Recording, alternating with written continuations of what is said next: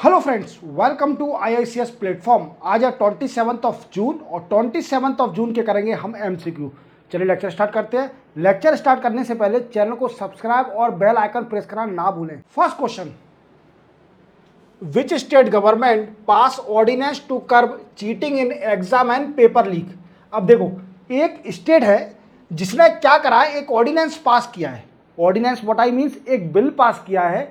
Bill pass क्यों नहीं किया? क्योंकि इसकी लेजिस्लेटिव असेंबली, जो इसकी विधानसभा है, वो सेशन में नहीं थी। इसलिए सरकार ने ऑर्डिनेंस पास किया जो चीटिंग हो रही है, पेपर लीक हो रहा है, उसके ऊपर कंट्रोल करना।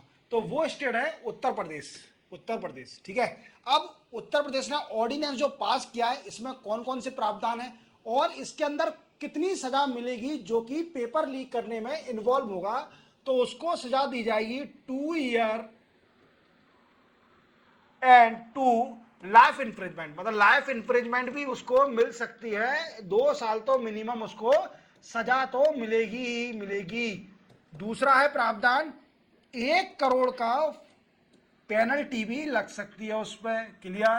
पेनल्टी 1 करोड़ की पेनल्टी एंड 2 साल से लेकर लाइफ इंफ्रिजमेंट, उम्र कैद तक की सजा उसको हो सकती है अगर वो पेपर को लीक करता है, किसी भी एग्जाम के पेपर को लीक करता है।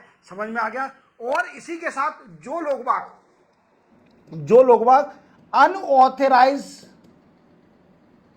अनऑथराइज एक्टिविटी करते हैं पेपर में, वो भी इसमें इन्वॉल्व होंगे।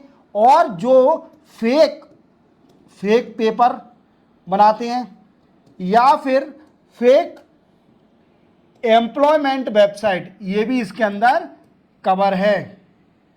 Employment website. और अगर आपको और डिटेल में जानना है इसके बारे में, तो मेरे 26 जून के करंट अफेयर, जो कि डिटेल करंट अफेयर है, उस वीडियो में जाइए। उसमें मैंने आपको डिटेल में समझाया है इसके बारे में। तो चले अपन नेक्स्ट क्वेश्चन पर। नेक्स्ट क्वेश्चन है दोस्तों, व्हाट इज ई साक्ष्य। साक्ष्य क्या होते हैं दोस्तों? एविडेंस। इंग्लिश में इसको बोला जाता है एविडेंस। जो भी क्राइम करके वहां पर एविडेंस छोड़ जाता है कि वो पकड़ में आ जाए, हालांकि वो चाहता नहीं कि एविडेंस कोई छूट जाए, पर अनफॉर्चुनेटली उसका कुछ ना कुछ छूट जाता है वहां पर एविडेंस, तो उसको हिंदी में बोलते हैं साक्ष्य। तो एक मोबाइल ऐप लॉन्च करी है होम मिनिस्ट्री ने, जिसका नाम है ई साक्ष्य। ई साक्ष्य तो क्या बोलेंगे अपन कि digital evidence collection mobile app, digital evidence collection mobile app है जो ई साक्ष्य है। क्लियर? नेक्स्ट क्वेश्चन है दोस्तों, who was choose leader of opposition in Lok Sabha. तो लीडर ऑफ अपोजिशन बन गए हैं, और कौन बने हैं? हमारे राहुल साहब जी बने हैं। राहुल साहब जी ने कुछ तो अचीवमेंट करा अपनी लाइफ में कि वो लीडर ऑफ अपोजिशन बन गए। चलो ठीक है, पीएम नहीं, आगे बन जाएंगे पीएम। अभी तो पीएम बनने का सपना उनका भी क्लियर नहीं हुआ है, पर वो लीडर ऑफ अपोजिशन तो बन गए। मतलब लोकसभा के अंदर लीडर ऑफ अपोजिशन बन गए हैं। और राहुल गांधी जी, तो याद रखना आप, ठीक है, इनको लीडर ऑफ अपोजिशन बना दिया गया है। इसी के साथ चलते हैं अपन नेक्स्ट क्वेश्चन पर। नेक्स्ट क्वेश्चन है दोस्तों, what is India credit rating in Modi's rating. देखो, मोडीज में इंडिया की रेटिंग पूछी गई है। अब ये न्यूज में क्यों था? क्योंकि मोडीज जो रेटिंग है, क्रेडिट रेटिंग एजेंसी, उसने एक इंडिया को रिकमेंडेशन दिया। क्या रिकमेंडेशन दिया? कि आपके जो इंडिया में गंदा पानी या पानी की कमी है, उससे आपकी क्रेडिट रेटिंग पर इफेक्ट कर सकता है, आपकी क्रेडिट रेटिंग कम हो सकती है। तो मतलब अभी इंडिया की है BA33 स्टेबल, ये क्रेडिट रेटिंग है मॉडीज रेटिंग के अंदर। ठीक है, क्लियर? चलते हैं अपन नेक्स्ट क्वेश्चन पर। नेक्स्ट क्वेश्चन है दोस्तों, which day is observe as international day in support of victim in torture 2024। तो ये मनाया जाता है दोस्तों 26 जून को, ये इंटरनेशनल डे मनाया जाता है इन विक्टिमों को सपोर्ट करने के लिए जो टॉर्चर से प्रभावित है। अब टॉर्चर क्या होता है? तो देखो, आप जानते हो कि आपके आसपास कभी सुना हो टॉर्चर, या आपकी किसी की लड़ाई हो जाती है, उसमें टॉर्चर करना बाय फिजिकली टॉर्चर करना, फिजिकली, मेंटली, ऐसी कुछ बात बोल देना जिससे लोगों को मेंटली टॉर्चर हो जाए, और इमोशनली उसके इमोशन को इफेक्ट पड़ जाए। इमोशनली टॉर्चर करना, कुछ ऐसे घुमा के बात करना कि उसके दिल पर लग जाए, उसके इमोशनल मतलब इमोशन खराब हो जाए, वो अगर तुमको लाइक करता है और तुमने ऐसी बात कर दी उससे कि उसके जो इमोशन है तुम्हारे लिए वो बदल जाए और अच्छा ना रहे, और मेंटली किसी को टॉर्चर करना, बार बार उसको चिढ़ाना या प्रवोक करना, तो वो भी एक है ना टॉर्चर है। तो फिजिकल टॉर्चर, किसी को मारना या चाटा देना या किसी डंडे से मारना, तो ये भी एक टॉर्चर है। तो उन लोगों का सपोर्ट करना जो कि विक्टिम है टॉर्चर के, ठीक है। तो वो दिन पड़ता है कब? 26 जून को। क्लियर? 26 जून को वो दिन मनाया जाता है।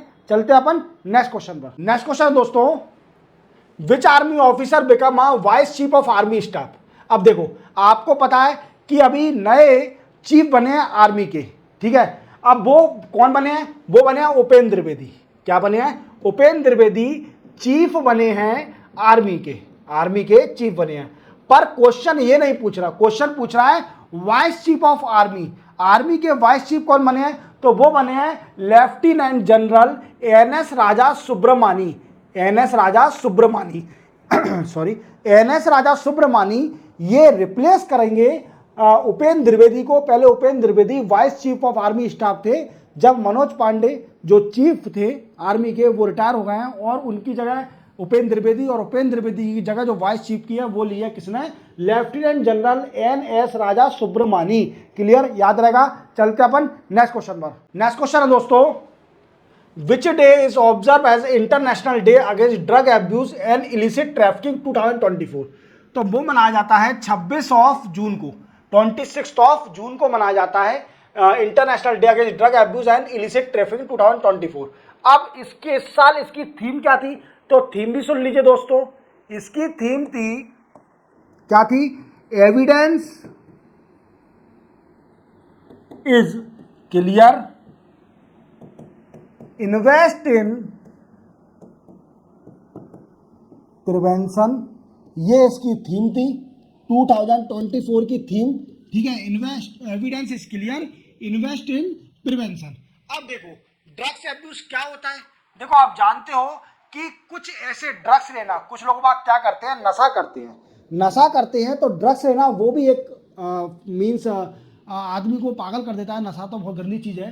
तो ऐसे ड्रग्स लेना जिससे नशा हो, जिससे आप हैबिचुअल हो जाए और नशा आपको लेना पड़े, या फिर आप ड्रग्स की इलीगल ट्रैफिकिंग करते हो कंट्रियों के बीच में, that is also a wrong way, ठीक है। तो ये क्या है कि इस दिन को रोकने के लिए, ये काम ना हो, इसको रोकने के लिए दिन मनाया जाता है इंटरनेशनल डे। तो याद रखना 26 जून को पड़ता है, और इसकी सिंपल सी थीम है evidence is clear and invest in prevention. तो चलते हैं अपन नेक्स्ट क्वेश्चन पर। नेक्स्ट क्वेश्चन है दोस्तों, which state government approve to set up the 1 PM college of excellence in every district.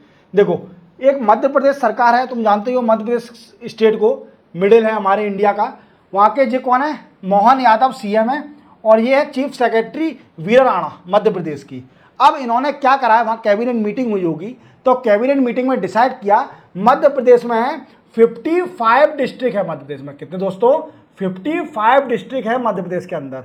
और इन्होंने एक डिसाइड करा है कि जो 55 डिस्ट्रिक्ट है, 55 डिस्ट्रिक्ट, हर डिस्ट्रिक्ट में एक PM कॉलेज ऑफ एक्सीलेंस बनेगा। क्लियर? और ये क्या करेगा दोस्तों? इनोवेशन पर काम करेगा। क्या करता है? इनोवेशन। तो आपको याद रहेगा कि मध्य प्रदेश सरकार ने डिसीजन लिया है कि PM कॉलेज ऑफ एक्सीलेंस हर जिले में बनेगा मध्य प्रदेश के, और मध्य प्रदेश में 55 जिले हैं, 55 डिस्ट्रिक्ट है। याद रखोगे। चलते अपन नेक्स्ट क्वेश्चन पर। नेक्स्ट क्वेश्चन है दोस्तों, who is appointed as MD of HDFC Ergo.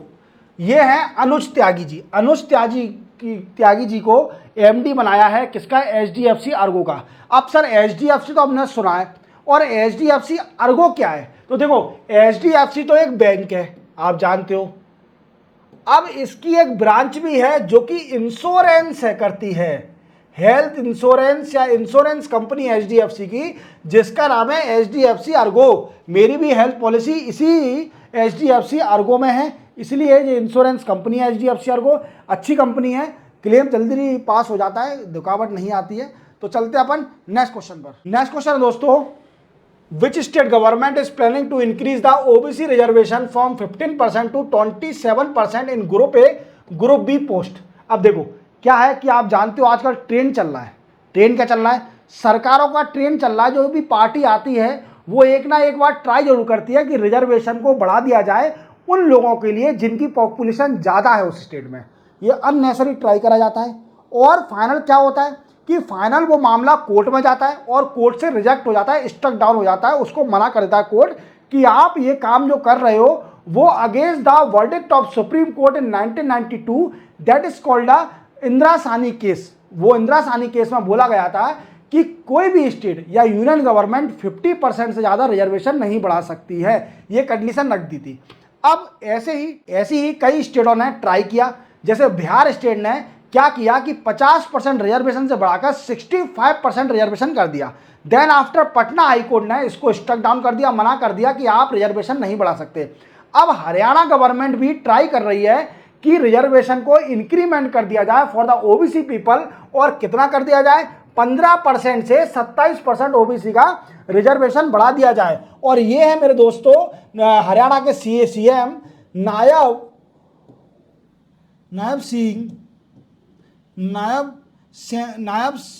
क्या नाम है, शायद नायब सिंह सैनी। हाँ, नायब सिंह सैनी है, नायब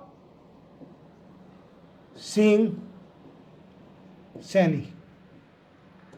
मेरे को एकदम क्लिक नहीं हुआ नाम, सॉरी उसके लिए, पर बाद में मुझे याद आ गया नायब सिंह सैनी है, यहाँ के हरियाणा के सीएम अभी है। और वो खट्टर थे, मनोहर खट्टर, वो चले गए यूनियन में, तो इसलिए अभी नए बने हैं, इसलिए मुझे थोड़ा डिफिकल्टी हुई है। पर हाँ, फाइनली आ गया नायब सिंह सैनी। ठीक है, गलती हो जाती है, इंसान हूँ। ठीक है, चलते हैं अपन नेक्स्ट क्वेश्चन पर। नेक्स्ट क्वेश्चन है दोस्तों, which state lead in compress biogas production. देखो, कंप्रेस बायोगैस प्रोडक्शन आप जानते हो, बायोगैस माने गोबर से कुछ भी गैस जनरेट करना। बायोगैस प्रोडक्शन में कौन सी स्टेट लीड कर रही है, तो दोस्तों वो लीड कर रही है उत्तर प्रदेश। उत्तर प्रदेश में अप्रोक्सीमेटली 24% ऑफ बायोगैस प्रोडक्शन होता है इंडिया का। बायोगैस प्रोडक्शन होता है, मीन्स इंडिया में अगर 100% बायोगैस प्रोडक्शन हो रहा है तो उसमें से उत्तर प्रदेश का 24% शेयरिंग है। समझ रहे हैं आप मेरी बात को? तो इसी के साथ चलते हैं नेक्स्ट क्वेश्चन पर। नेक्स्ट क्वेश्चन है दोस्तों, नेक्स्ट और last question, which ministry started 1 week 1 theme campaign. अब 1 वीक 1 थीम कैंपेन किसने स्टार्ट किया है, तो ये साहब हैं जितेंद्र सिंह। डॉक्टर है, डॉक्टर की उपाधि है इनके पास, तो डॉक्टर जितेंद्र सिंह। और ये कौन है, ये मिनिस्टर हैं यूनियन में, minister of science and technology के। अब इन्होंने एक कैंपेन स्टार्ट किया है जिसका नाम है 1 वीक 1 थीम। तो पहले तो इनका नाम जितेंद्र सिंह राइट कर लीजिए। अब ये कैंपेन क्या है, तो इस कैंपेन का मेन मोटिव है इनोवेशन, इनोवेशन, इनोवेशन। ठीक है, और इसका दूसरा मोटिव है जितनी भी CSIR की लैबें हैं इंडिया में, CIS की लैब है, उसको इंटीग्रेट करना, मतलब उनको जोड़ना, जिससे कि वो जो भी रिसर्च कर रही है अलग अलग लैब जो रिसर्च कर रही हैं वो ओवरलैप ना हो जाए। मींस कि डिफरेंट लैब सेम काम पर काम ना करें, समझ रहे हो आप, ओवरलैप ना हो जाए कि ये लैब CSIR की है, वो भी यही काम कर रही है और दूसरी लैब भी यही काम कर रही है, तो उनके बीच में कोऑर्डिनेशन होना और इनोवेशन पर वर्क करना। इसी के साथ 27 जून के करंट अफेयर के MCQ कंप्लीट होते हैं। मिलते हैं हम कल 28 जून के नए MCQ के साथ। तब तक के लिए जय हिंद।